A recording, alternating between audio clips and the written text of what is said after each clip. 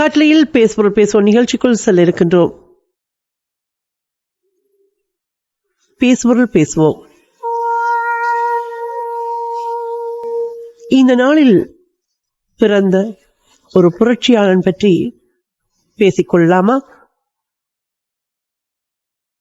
Che Guevara என்று பொதுவாக அறியப்பட்ட இந்த புரட்சியாளன் ஏன் உலக மக்களால், குறிப்பாக விடுதலைக்காக போராடும் மக்களால் நேசிக்கப்படுகின்றான் என்று பார்க்கும் பொழுது,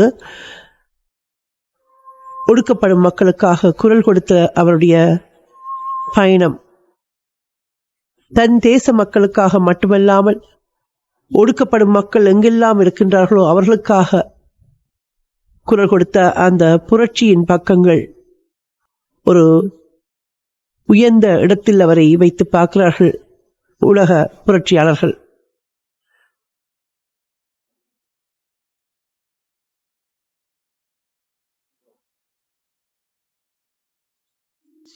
சேகுவரா 1928 ஆண்டு ஜூன் மாதம் 14ஆம் நாள் அர்ஜென்டினாவில் உள்ள ரொசாரியோ என்ற இடத்தில் பிறந்தார். இவர் 5 பிள்ளைகள் மூத்தவர். இவரது குடும்பம் இடதுசாரி சார்பான குடும்பமாக இருந்தது. அரசியல் தொடர்பான பரந்த நோக்கு இவருக்கு பெற்றோர் வழி கிடைத்தது. இவரது தந்தை சோசியலிசத்திலும் மற்றும் விடுதலை சார்ந்த சிந்தனையிலும் ஒரு ஊக்குவிப்பாளராக, ஆதரவாளராக இருந்தார். ஸ்பானிய உள்நாட்டு போரில் ஈடுபட்ட குடியரசுவாதிகள் இவர் வீட்டுக்கு அடிக்கடி வருவதுண்டு. எனவே சோசியலிசம் பற்றிய இவரது கருத்துக்களுக்கு அது காரணமாக இருந்தது. வாழ்க்கை முழுவதும் இவரை பாதித்த ஆஸ்மா நோய் இவருக்கு இருந்தாலும் ஒரு சிறந்த விளையாட்டு வீரராக விளங்கினார். ரக்பி விளையாட்டு வீரர். இவரது தாக்குதல் பாணி காரணமாக பவுசர் என்று இவரை அழைத்தார்கள். இவ்வாறான ஒரு இளவயது பயணம், அவருடைய வீட்டில் 3000க்கு மேற்பட்ட நூல்கள் இருந்திருக்கின்றன. வாசிப்பதில் அவ்வளவு மோகம் அவருக்கு. குறிப்பாக புரட்சியாளர்கள், பொது உடைமை சிந்தனையாளர்கள் பலருடைய நூல்கள் அவரிடம் இருந்தன. இவருடைய வயது அதிகரித்த போது இவருக்கு லத்தீன் அமெரிக்க எழுத்தாளர்களான குயிரோகா போன்றவர்களுடைய ஆக்கங்களின் பால் ஈடுபாடு அதிகரித்தது. கல்வி என்று பார்க்கும் பொழுது 1948 மருத்துவம் படிப்பதற்காக சேகுவரா போனஸ் அயர்ஸ் பல்கலைக்கழகத்தில் சேர்ந்தார். ஆனால் 1951ஆம் ஆண்டில் படிப்பிலிருந்து ஓராண்டு விடுப்பு எடுத்துக்கொண்டு இந்த அவருடைய நண்பர் ஒருவரோடு மோட்டார் இருளில் தென் அமெரிக்கா முழுவதும் பயணம் செய்கின்றார். பெருநாட்டில் அமேசன் ஆற்றங்கரையில் இருந்த தொழுநோயாளர் குடியேற்றம் ஒன்றில் சில வாரங்கள் தொண்டு செய்வது என்று எடுத்த அந்த பயணத்தின் இறுதி நோக்கமாக இருந்தது. இந்த பயணத்தின் போது அவர் எடுத்த குறிப்புகளை பயன்படுத்தி மோட்டார் இருளி குறிப்புகள், தி மோட்டார் சைக்கிள் டயரிஸ் என்ற ஒரு தலைப்பில் நூல் ஒன்றை எழுதினார். இந்த பயணம் அவரை முற்றிலுமாக மாற்றியது. பின்னர் நியூயார்க் டைம்ஸின் அதிக விற்பனை கொண்ட நூலாக இது தெரிவு செய்யப்பட்டவையும் குறிப்பிடத்தக்கது. 2004 இதை வைத்து ஒரு திரைப்படம் அது பெரும் விருதுகளையும் பெற்றிருந்தது. பரவலான வறுமை, அடக்குமுறை, வாக்குரிமை பறிப்பு என்று லத்தீன் அமெரிக்க முழுவதும் ஒடுக்கப்பட்ட மக்களை கண்டதனால் அவருடைய சிந்தனைகளில் ஏற்பட்ட மாற்றம்தான் அவரை பின்னாளில் வேறு வடிவில் மாற்றியது. எனவே இவருடைய பயணத்தில் நாங்கள் பார்க்கும் பொழுது சேகுவரா தன்னை ஃபிடல் காஸ்ட்ரோவின் போராட்ட இயக்கத்தில், அதாவது கியூபாவின் புரட்சியில் தன்னை இணைத்துக் கொள்கின்றார். அந்த வகையில் கியூபாவின் விடுதலைக்கு அவர் ஆற்றிய பங்கு பெரிதாக இருந்தது. அந்த காரணத்தால் அவர் போற்றப்படுகின்றார் கியூபா மக்களால். மருத்துவராக பட்டம் பெற்றவர் 1953. அவருடைய பயணத்தில் வாழ்வை எப்படி அழகாக வாழ்வதென்றும் பார்க்கலாம், எப்படி வீரத்தோடு வாழ்வதென்றும் பார்க்கலாம். இவ்வாறான பல பக்கங்களை கொண்டவர். அவருடைய பயணத்தில் பின்பு கியூபாவினுடைய விடுதலைக்கு பின்பு அவர் அத்தோடு நின்று விடாமல் இதர தென் அமெரிக்க நாடுகளுடைய விடுதலைக்காகவும் உழைக்க வேண்டும் என்று விடைபெற நினைக்கின்றார். அந்த வகையில்தான் அவருடைய பயணம் பொலிவியா நோக்கி சென்றது. ஆனால் அந்த மக்கள் முழுமையாக தயாரில்லாத நிலையில் அங்கே காட்டி கொடுக்கப்படுகின்றார். பின்னர் அவரை சூழ்ச்சியோடு கொள்கின்றார்கள். 1967 முதல் கரந்தரி தாக்குதல் செய்வின் அணி வெற்றிகரமாக பொலிவிய இராணுவ பிரிவை சிதறடிக்கின்றது. 1967 ஏப்ரல் 16 ஆசிய, ஆப்பிரிக்க, லத்தீன் அமெரிக்க நாடுகளின் ஒற்றுமைக்காக நடத்தப்பட்ட முன்கண்ட கருத்தரங்கில் 2-3 அல்ல பல வியட்நாம்களை படைக்கலாம் என்ற செய்யுடைய அறிக்கை வாசிக்கப்படுகின்றது. ஆகஸ்ட் 4 ஒரு விட்டோடி பொலிவிய படைக்கு தலைமை தாங்கி நடத்திய அணியின் ஆயுத தளத்தை நோக்கி முன்னேறுகின்றான். செப்டம்பர் 26 கரந்தரி வீரர்களை பொலிவிய அரச படைகள் சுற்றி வளைக்கின்றன. அக்டோபர் 8 மிஞ்சியிருந்த உட்பட 17 வீரர்களும் பொறிக்குள் அகப்பட்டுக் கொள்கின்றார்கள். போரில் காயமடைகின்ற கைது செய்யப்படுகின்றார். அக்டோபர் 9 கொலை செய்யப்படுகின்றார். அந்த இறுதி கூற்று கொலை செய்யப்படுகின்ற பொழுது கூட அவருடைய கால்கள் உடைக்கப்பட்டிருக்கின்றன. அந்த நிலையிலும் என்னை கொல்வதற்காகவே இங்கு உள்ளாய் என்பது எனக்கு தெரியும். சுடு கோழியே, நீ ஒரு ஆளைத்தான் கொல்லப் போகிறாய் என்று சொல்கின்றார். ஜூலை 1 ஃபிடல் காஸ்ட்ரோவின் முன்னுரையுடன் சேயின் பொலிவிய நாட்குறிப்பு கியூபாவில் வெளியிடப்படுகின்றது. பரவலாக மக்களால் ஏற்று போற்றப்படுகின்றது. கொலை செய்து புதைக்கப்பட்ட சேயினதும் அவரது செகுராவினதும் மற்றும் அவரது 2 வீரர்களது உடலங்களை தேடியெடுக்கும் பணி தொடங்குகின்றது. 1995 1997 ஜூன் 28 பொலிவியாவின் வால்கிராண்ட் அருகே ஒரு 7 வீரர்களின் சடலங்களின் எச்சங்கள் கண்டுபிடிக்கப்படுகின்றன. சடல எச்சங்கள் கியூபாவை வந்தடைகின்றன. ஹவானா புரட்சி சதுக்கத்தில் விழா நடைபெறுகின்றது.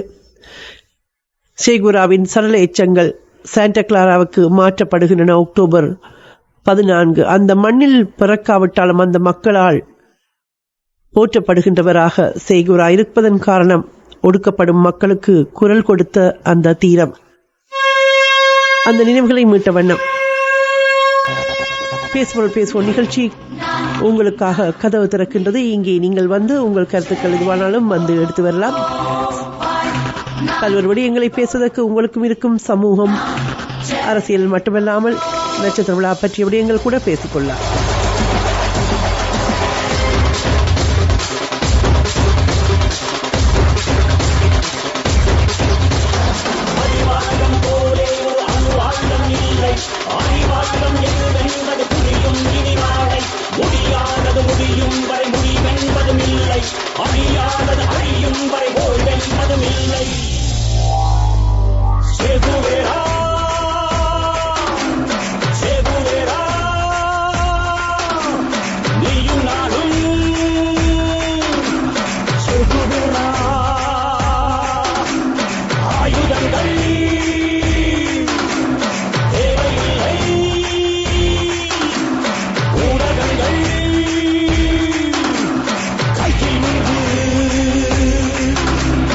இந்த இடத்தில் சேகுராவினுடைய சில விடயங்களை நாங்கள் இன்னும் எடுத்து வரலாம். உறவுகள் வரும் வரையில் சேகுரா பற்றிய விடயங்களில் நாங்கள் சொல்லிக்கொள்ளக்கூடிய விடயங்களையும் எடுத்து வரலாம். அதே போல் உறவுகள் உங்களிடமும் இருக்கலாம் பல்வேறு விடயங்கள். அவரை பற்றி மட்டுமல்ல, சமகால விடயங்கள் பற்றி பேசுவதற்கு இது உங்களுக்கான காற்றலை களம். பேசுவோம் நிகழ்ச்சியோடு உறவுகள் இணைந்திருக்கின்றீர்கள். என்னென்ன வீட்டை உத்து பாக்குறீங்க? வீட்டை வாங்க போறீங்களோ?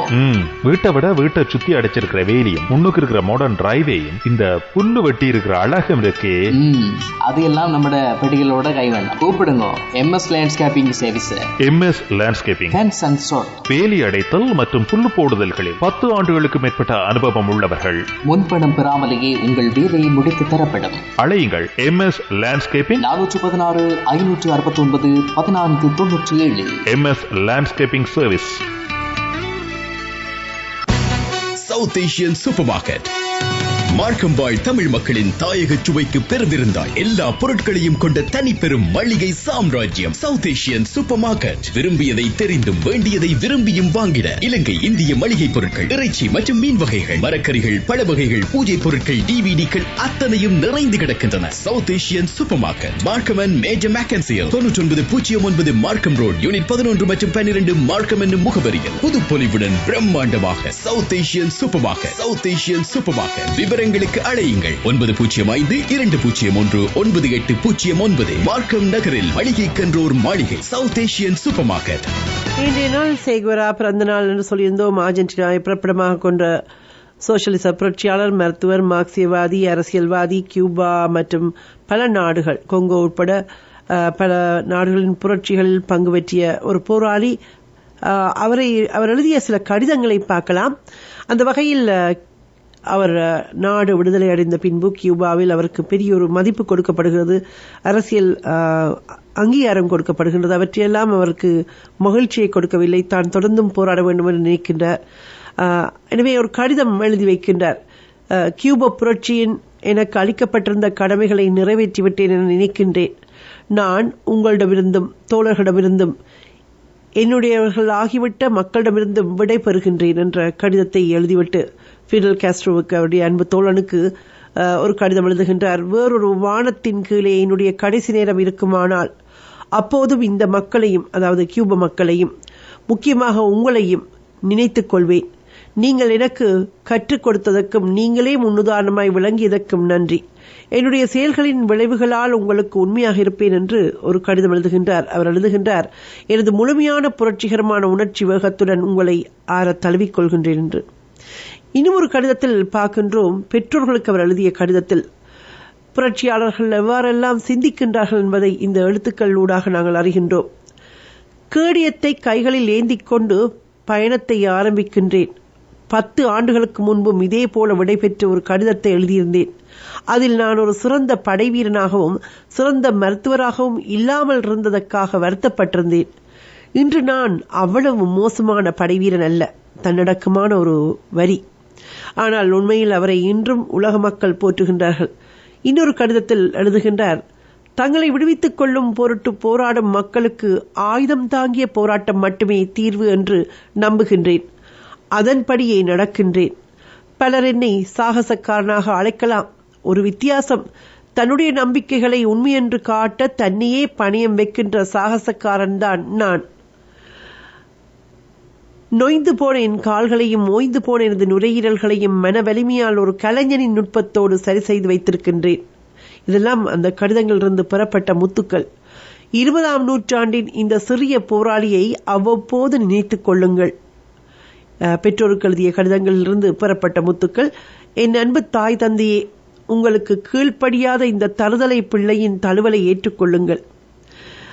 ஒரு போராளி என்பவன் இந்த சமூகத்தால் உதாசீனம் செய்யப்படுகின்ற வேளைகள் அது மிகவும் வலித்தாலும் தன் தியாகங்கள் யாவும் ஒரு இனத்தின் மட்டுமல்ல, ஒரு சமூகத்தின் மட்டுமல்ல, ஒரு மனிதத்தின் விடுதலைக்கானவையே என்று நினைக்கின்ற ஒரு பயணத்தில் பல வரிகளை சுமந்தவராக அவர் இருக்கின்றார்.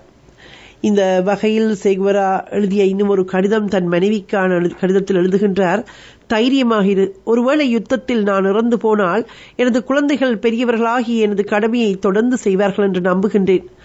மக்களின் துன்பங்களையும் அவர்கள் அனுபவிக்கும் வறுமையையும் கண்டு நம்மைப் போலவே அவர்களும் கோபம் கொள்வார்கள் என்று நம்புகின்றேன். எனது அன்புக்குரிய மனிதர்களை, உன்னை குழந்தைகளை பிரிய நேர்கின்றதே என்று வேதனைப்படுகின்றேன். பிற நாடுகளில் கோடிக்கணக்கான மக்களை சுரண்டும் எதிரியோடு போரிடப் போகின்றேன் என்பது வேதனையை குறைக்கின்றது என்று குடும்பத்தை பிரிந்து செல்கின்றார், குழந்தைகளை பிரிந்து செல்கின்றார். குழந்தைகளுக்கும் அவர் என்ன எழுதியிருக்கின்றார் என்று பக்கங்கள் உண்டு. அதை எடுத்து வருவதற்கு முன்பாக இணைந்திருக்கின்ற உறவு, வணக்கம் காட்பாடி சந்திரசேகர். வணக்கம். வணக்கம், மிக்க மகிழ்ச்சி. இந்த ஒரு மதிய பொழுதில் அனைத்து அன்பவர்களையும் நலம் விசாரித்துக் கொண்டு, ஞாயிற்றுக்கிழமை இது சொர்க்கம், எப்படி சொர்க்கம், அந்த கால நினைவுகள் கொஞ்சம் அப்படியே மீட்டெடுப்போம் என்பதுதான் இன்னைக்கு என்னுடைய பதிவாக இருக்க போகுது. ஆமா, ஒவ்வொரு மனிதனுடைய எதிர்பார்ப்பிலும் ஒரு ஞாயிற்றுக்கிழமை உண்டு. மற்ற நாட்களில் உழைத்து களைத்து நாம் உற்சாகம் பெறும் நாள் இந்த ஞாயிற்றுக்கிழமை மாத்திரம்தான். 25 வருடங்களுக்கு முந்தைய ஞாயிற்றுக்கிழமைகள் தந்த மகிழ்ச்சியும் உற்சாகமும் இன்றும் நினைத்தாலும் இனிக்கும். சனிக்கிழமை இரவே நாளை ஞாயிற்றுக்கிழமை இந்த மகிழ்ச்சி நமக்குள் பரவிவிடும். என்றுமே தூக்கத்திலிருந்து விழிக்க தயங்கும் நாம் ஞாயிற்றுக்கிழமைகளில் மட்டும் விடியற் காலையில் திடீரென்று விழுந்து எழுவோம். அந்த காலை எழுந்ததுமே நமக்கு ஒரு பரபரப்பு வரும். காலையில் இட்லியோ தோசையோ ஞாயிற்றுக்கிழமைகள் மட்டும்தான் வீட்டில் சாப்பிட கிடைக்கும். மற்ற நாள் எல்லாம் காலையில் வெறும் சோறுதான், அதுவும் பழைய சோறு. ஞாயிறு விடியற்காலை நேரத்திலேயே கறிக்கடைகள் நிரம்பி வழியும். கறி என்றாலே ஆட்டுக்கறிதான். இப்பொழுது இருக்கிறது போல பிராய்லர் சிக்கன் வாங்கக்கூடிய நபர்கள் அப்பொழுது மிக மிக குறைவு. மதிய நேரத்தில் எல்லா வீட்டில் இருந்தும் கறிக்குழம்பு குதிக்கும், அந்த மனமும் வரும். நாம் சின்ன சின்ன பையனாக இருந்த பொழுது 1 கிலோ ஆட்டுக்கறி 90 ரூபாய்க்கு வாங்கி இருப்போம். தெருக்களில் சிறுவர்கள் கில்லி, கோலி, பம்பரம், பாண்டி தாண்டுதல் என அந்தந்த காலத்தில் உள்ள விளையாட்டுகளை விளையாடி மகிழ்வார்கள். தாத்தாக்களும் பாட்டிகளும் வீட்டு திணையில் அமர்ந்து ஊர்க்கதை பேசுவதை கேட்டபடியே நாமும் சிரித்து மகிழும் சுகம் அடடா வேற லெவல். பாட்டிகள் வெற்றிலை உரலில் வெற்றிலை இடிக்கும் சத்தம் ஓர் பாட்டிசை. கொஞ்சம் வளர்ந்த சிறுவர்கள் தன்னை மட்டையில் செய்த அந்த மட்டை பந்து, அதை வைத்து மும்முரமாய் நமக்கு தெரிந்த கிரிக்கெட்டை நாம் விளையாடுவோம். காலையில் டிவியில் பட்டிமன்றமும் அரட்டை அரங்கமும் அனல் பறக்கும் விவாதங்களாக இருக்கும். சினிமாக்களில் என்ன வந்தது என்று ஓர் அலசிவிட்டு மதிய நேர கறி சோற்று தின்ன பின்னர் ஒரு சுகமான உறக்கம் அழியா விருந்தாளியாக நம்மை தொற்றிக் கொள்ளும். இதையெல்லாம் முடித்துவிட்டு ஞாயிறு மாலை இருட்டியதும் மறுநாள் திங்கட்கிழமை என்னும் சோர்வு நம்மை தொற்றிக் கொள்ளும். ஆனாலும் திங்கட்கிழமை காலை முதல் நாளை எண்ணத் தொடங்குவோம், அடுத்த ஞாயிறு எப்பொழுது வரும் என்று. உண்மையில் நாங்கள் அந்த தொடர் வண்டியில் போகும் பொழுது வியாழன் வெள்ளி நாட்களில் பார்க்க வேண்டும் எல்லோருடைய குதூகலமும் மகிழ்ச்சியாக இருப்பார்கள். ஆனால் அந்த திங்கள் வந்து விட்டால் முகத்தில் ஈ ஆடாது, யாருமே யாரை பார்த்து சிரிக்க மாட்டார்கள். ஆம், சிறப்பு, நன்றி. ஆம்,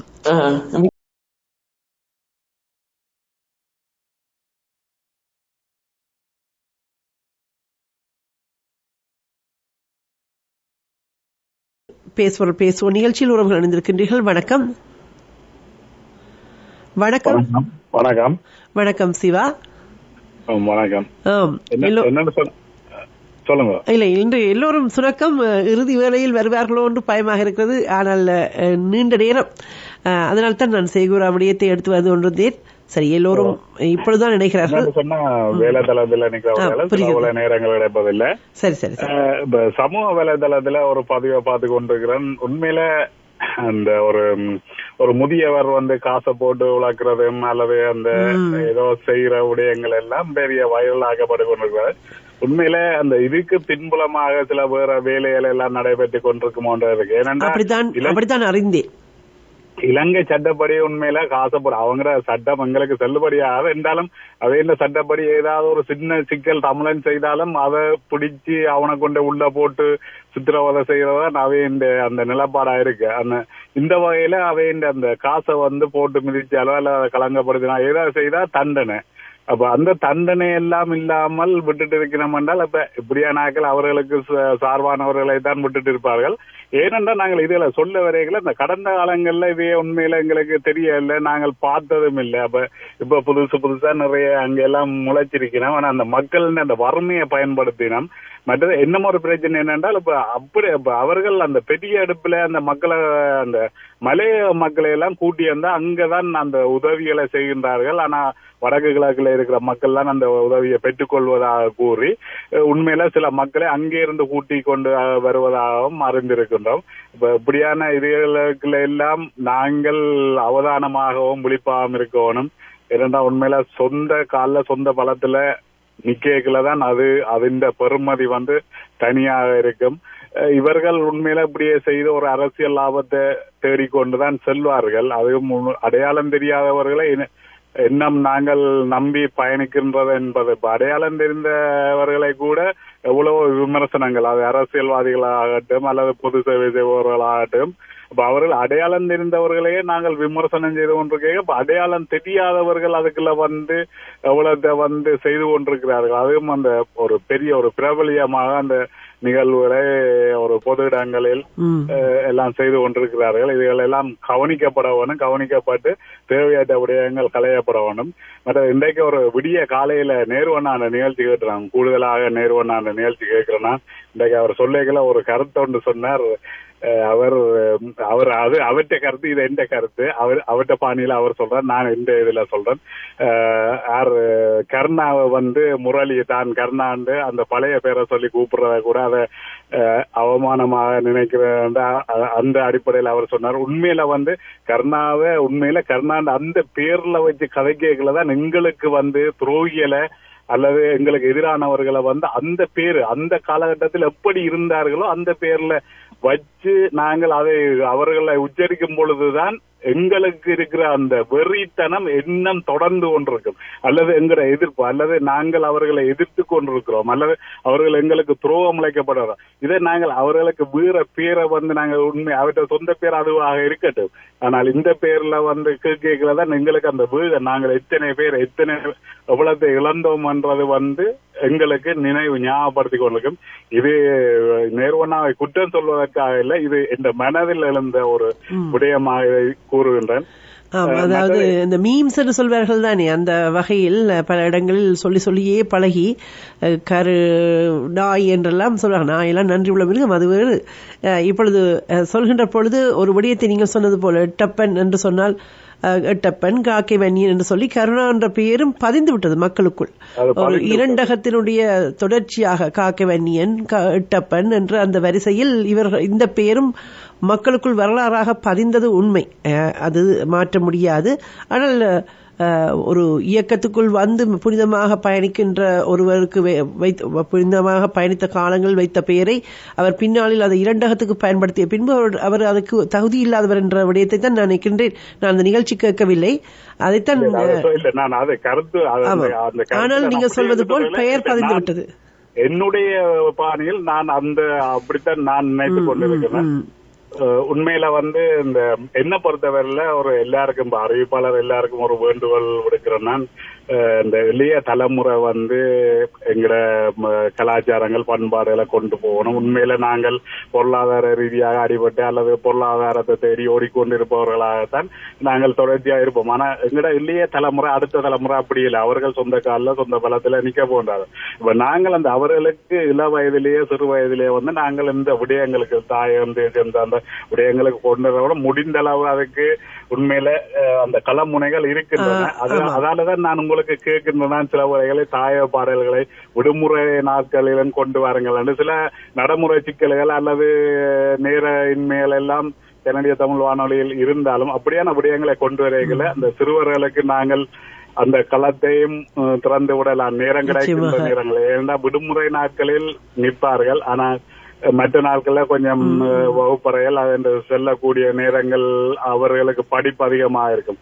அப்ப சின்ன சின்ன இடைவெளி கிடைக்கல அவைகளுக்கு நாங்கள் கொண்டு வந்து அவைய விடணும். சில முறை பெற்றவர்கள் ஒரு அந்த இடத்துக்கு வராத இடத்தில் கூட அல்லது நாங்கள் பெற்றவர்களாக பொழுது நாங்கள் இருப்பவர்கள் கூட ஒரு கட்டத்தில் எங்கட காலங்களுக்கு பிறகு அவர்களும் இந்த கனவை சுமக்க வேணும் என்பதா என்ற ஆசை. அப்படி நிறைய பெற்றோர்கள் நினைத்து கொண்டிருக்கின்றார்கள். அதுக்கு வழிகள் கிடைக்கும் பொழுது அவர்கள் வருவார்கள். இதற்கு இந்த இடத்தில் நான் ஒன்றை சொல்ல வேண்டும். நாளைய நாள் கூட காலை 10:30 இந்த கொனிஃபா அணியில் விளையாடச் சென்ற வீராங்கனைகள் கனடாவில் இருந்து சென்ற அவர்களை மதிப்பளிக்கும் வகையில் கேடிய தமிழ் வானொலியில் ஒரு சிறப்பு காற்றலை எடுத்து வரப்படுகின்றது. எனவே இந்த வேளையில் எங்களுடைய சிறுவர்கள் கேட்டுக்கொண்டிருக்கின்ற வீட்டில் இருக்கின்ற சிறுவர்கள் கூட இங்கே மொழியோர்த்த அடையில் அவர்கள் அவர்களை காற்றலில் பாராட்டுவது, பேசுவது, இப்படியான விடயங்களில் நீங்கள் ஊக்கமளிக்க முடியும். நீங்கள் சொல்வது போல களங்கள் உருவாக்கி கொடுக்கும் பொழுது அதில் எங்களுடைய சிறுவர்கள் பங்கேற்பதற்கு பெரியவர்கள் பெற்றோர்கள் ஊக்கம் கொடுப்பது சிறப்பு. இப்பொழுது நேற்றெல்லாம் போட்டி நிகழ்ச்சிகளில் சில சிறார்கள் வருகிறார்கள். முன்பு நான் உங்களுடைய மகனையும் அடிக்கடி கேட்டிருக்கின்றேன். அவர் மிக சிறந்த ஒரு தமிழ் ஆளுமை உள்ளவர். இப்படியான குழந்தைகள் வெளியே பேச வேண்டும். காற்றலை களங்களை பயன்படுத்தும் பொழுது நீங்கள் சொன்னது போல இன்னும் சிறப்பாக இருக்கும். நன்றி நன்றி நன்றி. இங்கே சிவா சொன்னது போன்ற பல விடயங்கள் இருக்கின்றன. மக்களின் வறுமையை பயன்படுத்தி இங்கே பல விடயங்கள். இன்னொன்று, ஈழத்தில் இருக்கின்ற தமிழர்களை பிரித்து ஆளுவதற்காக எங்கேயுமே மொழி கொண்டுதான் ஒரு இனம் சொல்லப்படும்.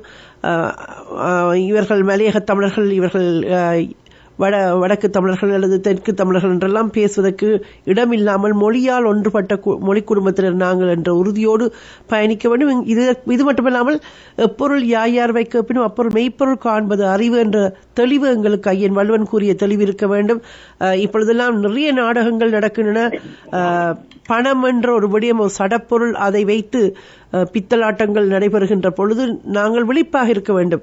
பொதுவாக இந்த வைரலாக ஆக்குவதற்கென்ற ஒரு முயற்சிகள் நடக்கும்.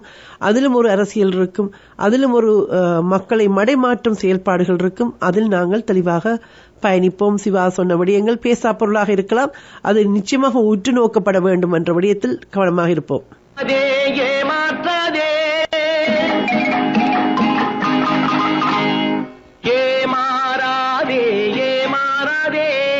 காற்றலில் இருந்து கொள்ளும் அடுத்த உறவு. வணக்கம். வணக்கம் எடிசன். வணக்கம் சிவனியக்கா. சிவனியக்கா, எனக்கு ஒரு பேர் வந்து குழப்பம் இருக்கு, அவர் முடிஞ்சாலும் இருக்க. நீங்க சொல்லலாம், அந்த அலி சாதிக் சஹரான் அவர் தானே வந்து ஐக்கிய தேசிய கட்சியில மட்டக்களப்பு எம்பியா இருந்தவர் 2003ஆம் ஆண்டு காலங்கள்ல. என்னக்கா என்று கேட்டால், நாங்கள் போன வாரம் நேர்கொண்டு அதை பற்றி அழகாட்சி முதல் வந்து திருமதி அரசியலாளர் நேர்குணர்கள் உடல் நலப்பரவால் ஆஸ்திரேலியா அனுமதிக்கப்பட்ட சார். அவர் வெகு விரைவில் எங்களுடன் வந்து ஆரோக்கியமாகவும் மகிழ்ச்சியாகவும் ஒரு குடும்பத்தில் சேர்ப்பதற்காக இறைவனை பிரார்த்திக்கின்றேன். ஐயா வந்து எங்களுடைய ஒரு பெரிய சொத்து, கனடா தமிழர்களுக்கும் உலக தமிழருக்கும் ஐயா வந்து வெகு விரைவில் வந்து இன்னும் 2-3 நாளில் வந்து அவர் ஆரோக்கியமாக விட்டு கொண்டவங்க இறைவனை பிரார்த்திக்கிட்டு அக்கா இருந்து கேட்டாலும் இளவெடிக்கு வந்து அக்கா இந்த வானிலை பற்றி எங்களுக்கு நல்லாவே தெரியும். அழகா வந்து பரசிங் 2004ஆம் ஆண்டு எடுத்து சொல்லிக்கிறார். அவர் 2003ஆம் ஆண்டு காலங்கள் எலெக்ஷன் காலங்கள்ல 2005ஆம் ஆண்டு வரைக்கும் என்ன செய்வார்னு சொல்லி சேர்ந்து வந்துகிட்டா ஒரு அமெரிக்கா தூதுவரை கூப்பிட்டு என்ன நாடகம் போட்டு காட்டினாருன்னு தெரிஞ்சுக்கிட்டா தான் விநாயகமூர்த்தி முரளிதரனை வந்து தெரிஞ்சதுக்கு வந்து தனக்கு தெரியாது, தான் செய்திதான் படித்து தெரிஞ்சணும். எத்தனையோ வழியில சொல்லியிருக்காரு. மக்கள் மேம்படுத்தப்பட்ட அந்த தமிழ் வழியில பிரிவில் இந்த கட்டமைப்பை உடைச்சி தான் அன்றைக்கு அப்படிப்பட்ட ஒரு இனம் தான் சிங்கள பேரினவாதம். இன்றைக்கு அந்த சிங்கள பேரினவாதம் வந்து இன்றைக்கு தமிழர்களுடைய தயவு இல்லாம இன்றைக்கு வந்து இந்திய அரசியல் நடத்த முடியவில்லை. இன்றைய காலங்கள் ஒரு செய்தி பிடிக்கும். விக்னேஸ்வரன் ஐயாவை போய் 2 நம்மளோட சங்கீதத்தை போய் பார்த்துக்கலாம். சங்கீதத்துக்கு விக்னேஸ்வரன் போய் பார்க்க முடியும் அவசியம். அந்த 13வது திருத்தல் சட்டம் வந்து 1987ஆம் ஆண்டு வந்து தேசிய தலைவரால் நிராகரிக்கப்படும் வேண்டாம் என்று இன்றைக்கு அதைத்தான் கருதுகின்றார். ஓகே, இன்றைக்கு விக்னேஸ்வரி தருவம்னு சொன்னாங்க. விக்னேஸ்வரன் ஐயா இருந்தா ஓகே, இந்த நிபந்தனையோட நீங்கள் எங்களுக்கு தரணும் புலசொல்லியாரம் காணக்கூடிய அவங்களுடைய தன்னைத்தான் ஆளுநர் அந்த நிபந்தனைக்கு 2 நிமிஷம் பேசுறாங்க. சொன்னா இன்றைக்கு கனடா தமிழ் பேசிய சொல்றேன் நீங்களும் செய்யணும். உங்களோட நாங்கள் பேசணும். உங்களுக்கு சர்வதேச மத்திய நாடு உலகத்திலே வந்து 2-3 ஜனநாயக நாடு முதன்மைத்துவம் கொண்ட நாடு இந்தியாவை. நான் இந்த விஷயம் உங்களுடைய ஒலி தெளிவு சற்று குறைவாக இருக்கிறது. சரியான ஒலி தெளிவு இருக்கிறதோ? இப்பொழுது சரியாக இருக்கு. உலகத்திலேயே வந்து முதன்மைத்துவமான நாடு, ஜனநாயகத்துவமான நாடு கனடா இருக்கின்றது. இந்தியாவை 2 விரட்டி அடிப்போம். இந்தியா வந்து எங்களுக்கு வந்து எந்த விஷயத்திலேயும் தமிழர்களுடைய நலனில் வந்து ஒன்றுமெதிராக இவ்வளவு காலம் வந்து மோடி இருந்தார். 10 வருஷமா பிஜேபி கவர்மெண்ட் இருந்தது. பிஜேபி கவர்மெண்ட் தமிழர்களுடைய நலனில என்னத்தை ஒன்றுமே செய்யாது. காங்கிரஸ் வந்து தமிழர்களை வந்து அழிச்சு ஒழிப்பதில் வந்து முன்னுரியாக இருந்தது. அதோட வந்து கருணாநிதி இந்த திராவிட திருட்டு முன்னேற்ற கழகம் வந்து துணை போடுது. அதுக்கு இந்தியாவை நம்பி எந்த விதமான பிரியோசனம் இல்லை. நாங்கள் வந்து இன்றைக்கு இருக்கின்ற நாட்டில் வந்து அது கனடாவை மையப்படுத்தி நாங்கள் என்ன செய்யணும் என்கிற தமிழர்களுடைய நிலைமை பருவத்துக்கு நாங்கள் வந்து எந்தெந்த ஆளும் கட்சியில் வந்து தமிழர்களுக்கோ இல்லை எதிர்கட்சியில் வந்து நாங்கள் எங்களுக்கு என்ன செய்யப்படுவதில் இருந்த ஒவ்வொரு தமிழர்களும் இனம் வந்து அந்த அரசியல் தலைவர்களை வந்து வளப்படுத்தி ஆகணும்.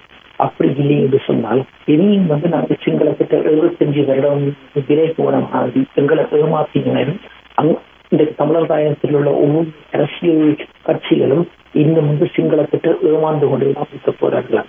இவர்கள் ஏன் இப்படி செய்கின்றார்கள் என்று சொல்லி இன்னுமே புரியவில்லை. இந்த தமிழக புலிகள் வந்து இருந்த காலத்திலே 30 வருடம் விழிப்புணர்வா இருந்துவிட்டு இப்ப கடந்த 15 வருடம் விழிப்பை தலைத்து விட்ட மாதிரி இன்னும் நாங்கள் வந்து ஒரு ஏமாறுகிற சமுதாயமாக போய்கொண்டிருக்கிறோம். இந்த உலகம் என்றதை இன்னைக்கு எப்படி மாறிக்கொண்டிருக்கு? தேசிய தலைவர் சொல்லுவது ஒவ்வொரு தேடு இந்த உலகம் என்றோட ஒவ்வொரு நாளுமே மாறுது என்ற மாதிரி நாங்கள் ஒவ்வொரு தேடும் வந்து ஒவ்வொரு நாளும் வந்து ஒரு அனுபவத்தை பெற்றுக் கொண்டிருக்கோம். சூடு கண்ட பூனை வந்து அடுப்பங்கரைய நாடாத மாதிரி இன்றைக்கு இந்த சிங்கள தேதினால எவ்வளவு தோல்வி ஆண்டு இல்ல எவ்வளவு ஏமாற்றங்களை சந்திச்சிட்டோம்.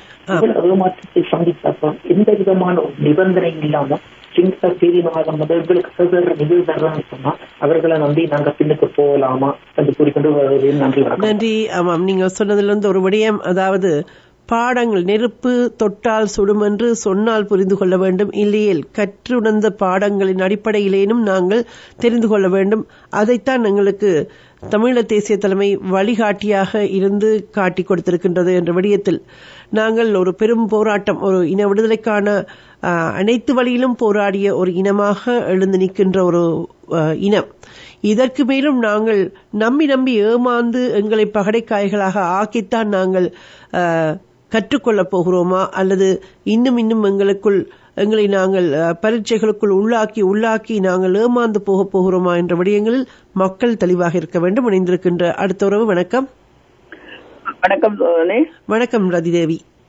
நான் இன்றைக்கு உங்களோட நிகழ்ச்சியில தொடர்ந்து 3 நிகழ்ச்சிக்கு கலந்து கொள்வதற்கு எனக்கு இன்றைக்கு வாய்ப்பு கிடைத்தபடியா வந்திருக்கிறேன். சிறப்பு, வாருங்கள். இந்த முதல் நேர்ந்த நீர் சொன்னது போல இந்த குழந்தை பிள்ளைகளை ஊக்குவிக்கிறதுக்கு உண்மையில இந்த சின்ன பிள்ளைகளுக்கு என்னண்டா, இப்ப தன்னை விட ஒரு ஆள் இன்னும் நல்லா படிச்சா தான் அதை விட திறமா படிக்கொண்டு இன்னும் அந்த குழந்தைல மனதுல இதுக்கு என்ன இதை தான் அவருக்கு தோற்க கூடாது. அப்படி அந்த வெற்றியே மனித வாழ்வே மனித ஒரு அன்னையின் கருவிலேயே ஒரு போட்டி மனப்பான்மையோடு தான் நாங்கள் பிறந்திருக்கின்றோம். போட்டி என்ற ஒன்று பிறப்பிலிருந்து கருவிலிருந்து வந்த ஒன்று, அது போட்டி உணர்வு தான் எங்களை வளர்த்து கொண்டு போகிறது. போட்டி இருக்கலாம், பொறாமை இருக்கக்கூடாது. அது பொறாமை வந்து அது எங்களோட அறிவியை எடுக்கும். என்ன ஆமாம், அடுத்தவரை அழிக்க நினைக்கும் பொழுது நாம் தான் முதலில் அழிவோம். அதுல அவர் சொன்ன கருத்தை நானும் வைத்துக் கொண்டேன். அந்த குழந்தைகளை ஊக்குவிக்கிறது பெற்றோர்கள் மிக ஆவலாகவும் அதை தன் பிள்ளைதான் முன்வர வேணும் என்றதை நினைத்து ஒவ்வொரு ஊக்குவிக்கும் போது இந்த பிள்ளைகள் கட்டாயம் அந்த முன்னுக்கு வருவார்கள். என்ன அதுக்காக ஒரு நிகழ்ச்சியை குழந்தைகளுக்கு தமிழில காணங்கள், சின்ன சின்ன கருத்துக்கள், அவர்கள் என்ன அறிந்திருக்கிறார்களோ அதுகளை கண்டு ஒரு நிகழ்ச்சி கூட இருக்க நினைக்கிறேன். உண்மையில ஆமாம், அது இருந்தது, இப்பொழுது இல்லை என்று நினைக்கின்றேன். ஆனால் எல்லா நிகழ்ச்சியிலும், போட்டி நிகழ்ச்சியிலும் இப்பொழுது குழந்தைகள் பங்கு பெற்றலாம், சிறுவர்கள் பங்கு பெற்றக்கூடிய மாதிரி இருக்கிறது. அதே நேரம் முன்பு சிறுவர் மலர் என்றெல்லாம் இருந்தது. இப்பொழுது அது இல்லை. அது நினைக்கின்றேன் இனி வருகின்ற காலங்கள் மீண்டும் எடுத்து வரப்படும். அதைவிட அவர்களுக்கான களங்கள் புதிய சிந்தனைகளோடு புதிதான பரிணாமங்களோடு இந்த வெள்ளி விழா ஆண்டில் எடுத்து வருவோம். அதோட இந்த சின்ன பிள்ளைகளுக்கு கண்டு ஒரு நிகழ்ச்சியை நடத்துங்க. அந்த உங்கள் விருப்பத்துல தமிழில கானம் மட்டும் கேட்கலாம். அப்ப அவங்களுக்கு அந்த பாடலை கேட்க அந்த பாடங்களும் மனதில் பதியும், அந்த ஒரு ஆர்வமும் உண்டாகும் என்று நான் நினைக்கிறேன். இந்த அறிவில அவர்களுக்கு என்ன ஒரு சிக்கல் என்றால், அவர்களுக்கு நேர சிக்கல் உண்டு. பாடசாலை விட்டு வருகின்ற நேரம் தான் அவர்களுக்கு வாய்ப்பு. அந்த நேரங்களில் நாங்கள் இங்கே பார்த்தீங்கள் என்றால் எங்களுக்கு வேறு நிகழ்ச்சிகள் இருக்கின்ற நேரத்தில், அதாவது ஊர் நிம்மகங்கள், அதனைத் தொடர்ந்து செய்தி, அதன் பின்பு அந்த போட்டி நிகழ்ச்சிகளில் அவர்கள் வரக்கூடிய வாய்ப்பை இப்போ அகரா போன்ற சிறுவர்கள் தொடர்ச்சியாக பங்கு பெற்றுக் கொண்டிருக்கிறார்கள். இந்த வானொலி கூட சந்தர்ப்பம் கொடுக்க தெரியும், இருந்தாலும் நாங்களும் கொஞ்சம் இன்னும் முயற்சிக்க வேண்டும் என்று நினைக்கிறேன். நன்றியா. நல்ல ஒரு கருத்து நீங்கள் சொன்னது போல.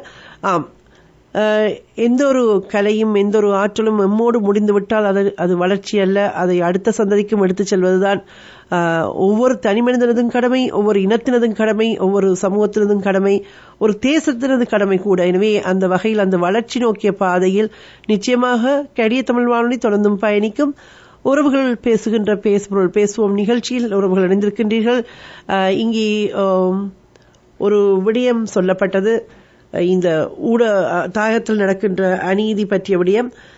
அதாவது இப்பொழுது கூட ஒரு ஊடகவியலாளர்களுடைய வீடு அளிக்கப்பட்டிருக்கின்றது. அது அவர் பற்றி பார்லிமெண்ட் உறுப்பினர் செல்வராஜா கஜேந்திரன் அவர்கள் சொன்ன விடயம். ஊடகவியலாளர் தம்பித்துறை பிரதீபனின் வீட்டிற்கும் உடைமைகளுக்கும் சேதம் ஏற்படும் வகையில் இன்று அதிகாலை வேளை இனம் தெரியாதோரால் மேற்கொள்ளப்பட்ட தாக்குதலை தமிழ் தேசிய மக்கள் முன்னணி வன்மையாக கண்டித்துள்ளது. இதுகுறித்து தமிழ் தேசிய மக்கள் முன்னணியின் பொதுச் செயலாளரும் நாடாளுமன்ற உறுப்பினருமான செல்வராசா கஜேந்திரன் ஊடகவியலாளர் பிரதீபனின் வீட்டிற்கு சென்று நிலைமையை அவதானித்துள்ளதுடன் தனது கண்டனத்தையும் தெரிவித்துள்ளார். தம்பித்துரை பிரதீபன் அவர்களுடைய வீட்டின் மீது இன்று அதிகாலை 12:30 மணியளவிலே முகங்களை மூடி கட்டியவாறு வந்த இனம் தெரியாத நபர்கள் சிலர் விலைத்தனமான தாக்குதலை நடத்தியிருக்கிறார்கள். வீட்டில் இருந்த உடைமைகள் மீது தீமூட்டி எரிக்கப்பட்டிருக்கிறது. அவருடைய மோட்டார் சைக்கிள் எரித்து சேதமாக்கப்பட்டிருக்கிறது. அவருடைய சகோதரருடைய ஆட்டோ வாகனம் எரித்து சேதமாக்கப்பட்டிருக்கிறது. அதனை விட அவருடைய சகோதரருடைய வியாபார நடவடிக்கைகளுக்காக கொள்வனவு செய்து வைத்திருந்த பலசரக்கு பொருட்களும் லட்சக்கணக்கான பெறுமதியான பலசரக்கு பொருட்கள் எரித்து நாசமாக்கப்பட்டிருக்கிறது. இந்த சம்பவத்தை நாங்கள் மிகவும் வன்மையாக கண்டிக்கின்றோம். இது ஊடகத்துறைக்கு விடுக்கப்பட்டிருக்கின்ற மிகப்பெரிய ஒரு அச்சுறுத்தலாகவே நாங்கள் இதனை பார்க்கின்றோம். இந்த இடத்திலே ஒரு துண்டு பிரசுரம் விநியோகிக்கப்பட்டிருக்கிறது. திருநங்கைகளை அவமானப்படுத்தாதே என்ற ஒரு துண்டு பிரசுரம் விநியோகிக்கப்பட்டிருக்கின்றது. எங்களை பொறுத்தவரையிலே இந்த துண்டு பிரசுரம் இந்த தாக்குதல் நடத்தியவர்களுடைய உண்மையான பின்னணியை மூடி மறைப்பதற்காக வேண்டுமென்றே இந்த துண்டு பிரசுரம் இங்கே போடப்பட்டிருக்கிறது என்றுதான் நாங்கள் சந்தேகிக்கின்றோம். இது நிச்சயமாக இது திருநங்கைகள் சம்பந்தப்பட்ட ஒரு தரப்பினால் இந்த தாக்குதல் நடத்தப்பட்டிருக்க வாய்ப்பில்லை என்பதுதான் எங்களுடைய உறுதியான சந்தேகமாக இருக்கிறது. கடந்த சில ஒரு 2 வாரங்களுக்கு முன்னர் ஜனாதிபதி ரணில் விக்ரமசிங்க வடக்குக்கு விஜயம் செய்திருந்த பொழுது ஒரு ஊடகவியலாளராக பிரதீபன் அவர்கள் கடந்த 15 வருடங்களாக ஊடகத்துறையிலே பணியாற்றிக் கொண்டிருப்பவர். அவர் அந்த ஜனாதிபதியினுடைய நிகழ்வுகளை அங்கே செய்தி சேகரிப்பதற்காக செல்வதற்கு முயன்ற பொழுது அவரை அனுமதிக்க வேண்டாம் என்று சொல்லப்பட்டிருப்பதாக பாதுகாப்பு தரப்பினால் அறிவிக்கப்பட்டிருப்பதாக சொல்லி அவருக்கு அனுமதி மறுக்கப்பட்டிருக்கிறது. அந்த விடயம் தொடர்பாக அவர் பல தரப்புகளுக்கும் முறைப்பாடு செய்திருக்கின்றார். குறிப்பாக இந்த சர்வதேச ஊடகங்கள் மற்றும் தூதரகங்களுக்கும் அவருக்கு அனுமதி மறுக்கப்பட்டமை தொடர்பாக அவரால் முறைப்பாடு தெரிவிக்கப்பட்டிருக்கிறது. ஏனென்று சொன்னால் அவர் 2010-11ஆம் ஆண்டிலிருந்து அவர் புனர்வாழ்வுக்கு வெளியில் வந்ததிலிருந்து அவர் இந்த ஊடகத்துறைக்குள் தான் பிரவேசித்து ஊடகப் பணியிலே தான் ஈடுபட்டுக் கொண்டிருக்கிறார். இதுவரை காலமும் எத்தனையோ அரசியல் பிரமுகர்கள் தென்னிலங்கையில் இருந்து வந்த பொழுது அந்த நிகழ்வுகளை எல்லாம் அவர் கவர் பண்ணியிருக்கிறார்.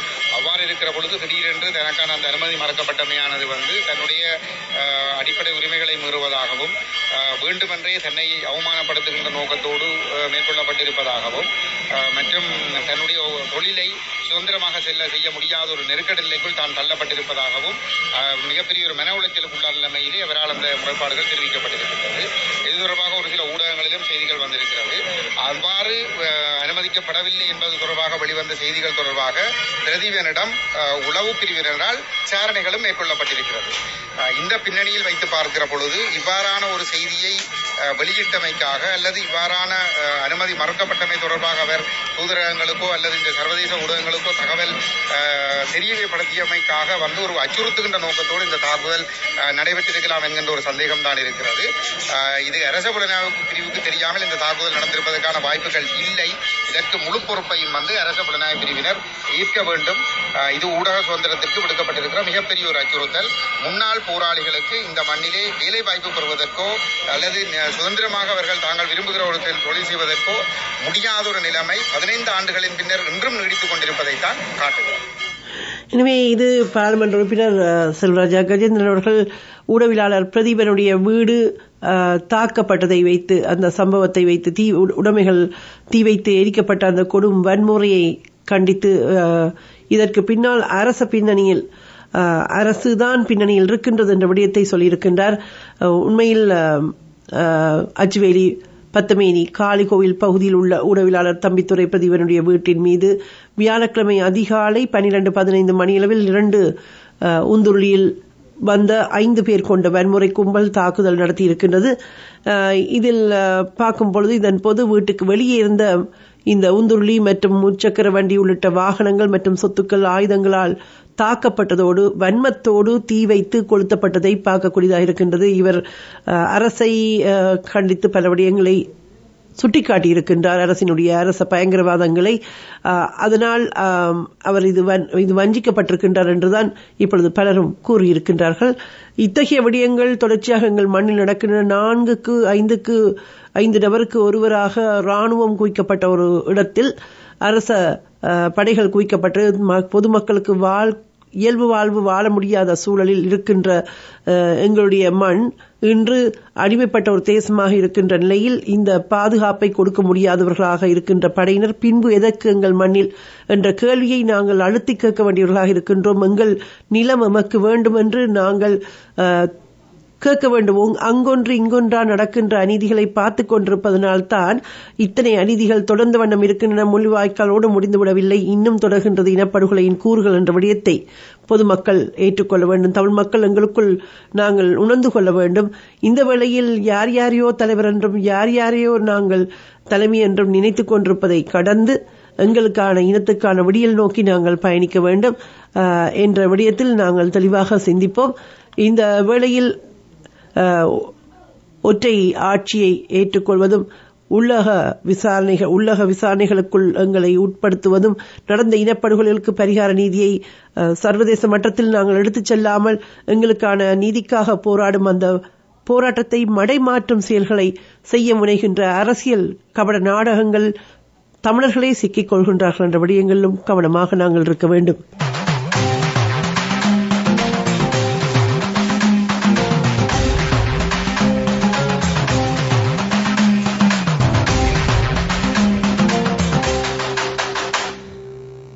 தமிழாக பொங்கி நிற்கிறோம், நெஞ்சில் உரு கொண்டு வந்து நிற்கிறோம், நாங்கள் நெருப்பாக மூண்டு நிற்கிறோம். வீராம வீரா யாது மாதி நாம் நிமிர்ந்து நிற்கிறோம், சீரும் விழியோடு சிவந்து நிற்கிறோம். காட்டலையில் பேசுவோம் நிகழ்ச்சியில் உறவுகள் இணைந்திருக்கின்றீர்கள். நாங்கள் சேகுரானுடைய பிறந்த நாள் என்று சொன்னோம் அல்லவா. சேகுரா அதாவது அடுத்த சந்ததி பற்றி இங்கே ரதிதேவி கூறியிருந்தார். சேகுரா குழந்தைகளுக்கு என்ன எழுதியிருக்கின்றார் என்று பார்த்தீர்கள் என்றால், நீங்கள் நல்ல புரட்சிக்காரர்களாக வர வேண்டும், கஷ்டப்பட்டு படிக்க வேண்டும், தொழில்நுட்ப ஞானம் பெற வேண்டும். அறிவுதான் இயற்கையை நமது கட்டுப்பாட்டுக்குள் கொண்டு வரும். தனிப்பட்ட முறையில் நாம் முக்கியமல்ல, புரட்சி ஒன்றே மிக முக்கியமானது. எல்லாவற்றையும் விட எப்போதும் உலகத்தின் எங்கேனும் யாருக்காவது நடக்கிற கொடுமைகளுக்கு வருத்தப்படுகின்றவர்களாக, தட்டி கேட்பவர்களாக இருங்கள். இன்னும் நிறைய காலம் போராட வேண்டி இருக்கின்றது. வளர்ந்த பிறகு நீயும், அதாவது தன்னுடைய பிள்ளைகளுக்கு அவர் எழுதியது, வளர்ந்த பிறகு நீயும் இந்த போராட்டத்தில் பங்கெடுக்க வேண்டும். அதற்கு உன்னை தயார் செய்து கொள். புரட்சிகரமானவளாய் இரு.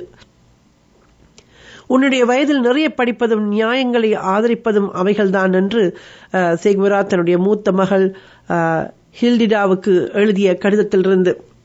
எனவே இவை போல நிறைய விடயங்களை நாங்கள் பார்க்கலாம். சேகுரா சொன்னது போல லட்சக்கணக்கான பக்கங்கள், 1000 வருடங்கள் வேண்டுமானாலும் சேகுராவை எழுதி கொண்டிருக்கலாம் என்று கேப்ரியல் கார்சியா மார்கேஸ் எழுதிய வரிகளுக்குள்ளும் அவர்கள் நினைத்தது போல் இல்லாமல் நீ வாழ்ந்து கொண்டிருக்கிறாய் என்று சொல்லி சேகுரா புதைக்கப்பட்ட இடத்துக்கு அருகில் ஒரு சுவரில் எழுதப்பட்ட வாசகத்திலும் சேகுராவின் காலடிகளை தொடருங்கள் என்று பொலிவியாவில் ரகசியமாய் சுற்றி அலைந்த மலைப்பகுதிகளில் சுற்றுலாத்துறை வைத்திருக்கின்ற பலகைகள் உள்ள வாசகமாக இருக்கின்றது. சேயின் காலடிகளை தொடருங்கள் என்று எங்கே கொல்லப்பட்டாரோ அங்கு. இவ்வாறாக சேயினுடைய நமது மனசாட்சியை கேள்வி கேட்டிருக்கின்றார். வெறித்த அவரது கடைசி பார்வை நமது ஆள் மனதுக்குள் அகன்று சென்று கொண்டே இருக்கின்றது என்று அகமது பெல்லா, அல்ஜீரியாவின் முன்னாள் அதிபர், சேகுராவின் நண்பர் எழுதியிருக்கின்ற வரிகளை பார்க்கின்றோம். ஆம், சேகுரா தோற்கடிக்க முடியாத வீரர் என்பதில், ஒரு புரட்சியாளர் என்பதில் நாங்கள் இன்றைய அவருடைய பிறந்த நாளில் நினைக்கின்றோம். எனவே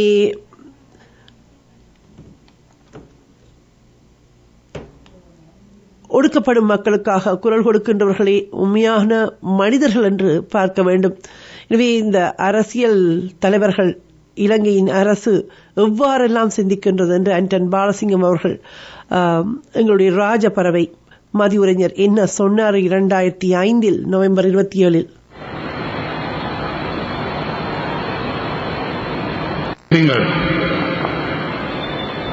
மிலிந்தா முருகன் இவர் ஒரு ரணில் விக்ரமசிங்காவின் நெருங்கிய நண்பர். முந்தைய அரசாங்கத்தில் பொருளாதார சீர்திருத்த அமைச்சராக இருந்தவர், பேச்சுவார்த்தையில் பங்கு பெற்றவர். எனக்கு அவர்கள் தெரியும். அவர் இந்த தேர்தலுக்கு முன்னுக்கு ஒரு அறிக்கை விடுறார். தயவு செய்து கேட்டுக்கொள்ளும். என்ன அறிக்கை விடுறார் என்றால், நாங்கள் புலியலை பேச்சுவார்த்தை கண்டு இழுத்துக் கொண்டு போய் இந்த உலக நாடுகள் எல்லாம் காட்டி இழுத்தடிச்சு கடைசியா ஒன்னும் கொடுக்காம விட்டான். ஒரு சரிவல பின்னலுக்கு வேலை மாற்றினான். இதால என்ன நடந்தது? புலிகள் இந்த இயக்கம் உடைஞ்சு அதுக்குள்ள இருந்து ஒருவர் இயக்கத்தை விட்டு வெளியேறி இன்னொரு அமைப்பை உருவாக்கினார். அவர் யாரை பற்றி சொல்றாருன்னு உங்களுக்கு தெரியுமா? அவரை பற்றி நான் இங்க பேர் சொல்ல விரும்ப. உண்மையில என்ன நடந்ததுன்னு சொன்னால், சிங்களவர்கள் ரணில் விக்ரமசிங்காவின் அரசாங்கம் வந்து எங்களை பேச்சுவார்த்தையை கொண்டு போச்சு. இந்த அவியல் நிச்சயம் என்னென்றால், புதுக்குள்ள காட்டுக்குள்ள காஞ்சி போய் கிடக்குகள் இதெல்லாம் கொண்டே. எனவே நாங்கள் மீண்டும் மீண்டும் நெருப்பில் வீழ்ந்து கற்றுக்கொள்ளத்தான் போகிறோம் என்று இந்த இலங்கை அரசினுடைய சூழ்ச்சிக்குள் செல்ல போகிறோமா? சரி, இந்த வேளையில் நாங்கள் வரலாற்றினுடைய பக்கங்களில் பார்க்கும் பொழுது ஜூன் மாதம் 15ஆம் நாள் 1990ஆம் ஆண்டு பலாலி ராணுவ முகாமை சுற்றியுள்ள பகுதியில் நடத்தப்பட்ட எறிகணை தாக்குதலில் 5000 பொதுமக்கள் வெளியேறிய நாளாக இந்த நாள், அதாவது ஜூன் மாதம் 15ஆம் நாள் இருக்கின்றது. இந்த 13 முதல் 15ஆம் நாட்கள் வரையில் நாங்கள் பார்க்கும் பொழுது மட்டக்களப்பில் 125 இளம் சிறார்கள் கருணா குழு என்று சொல்லப்படுகின்ற இந்த ஒட்டுக்குழுவால் கடத்தப்பட்டார்கள். இவர்களில் 75க்கும் மேற்பட்டவர்கள் இந்த வாழைச்சேனையிலும், 27 நபர்கள் கிரான் பகுதியிலும், 23 இளையோர்கள் சந்திவெளி பகுதியிலும் கடத்தி செல்லப்பட்டதையும் நாங்கள் பார்க்கின்றோம். இதேவேளை புதுக்குடியிருப்பு படுகொலை ஜூன் மாதம் 15ஆம் நாள் 2008 முல்லைத்தீவு புதுக்குடியிருப்பு பகுதியில் ஸ்ரீலங்கா விமானப்படையினர் மேற்கொண்ட அந்த கிபீர் தாக்குதலில் 4 தமிழர்கள் உயிரிழந்தார்கள். கர்ப்பிணி பெண், கருவேந்திய பெண் உட்பட 10 பொதுமக்கள் காயமடைந்திருந்தார்கள் என்பதும் குறிப்பிடத்தக்கது. எனவே வரலாறு எல்லாம் எங்களுக்கு வலிகளும் இரண்டகங்களும் நிறைந்திருக்கின்றன. இனியேனும் விழித்துக் கொள்வோம்.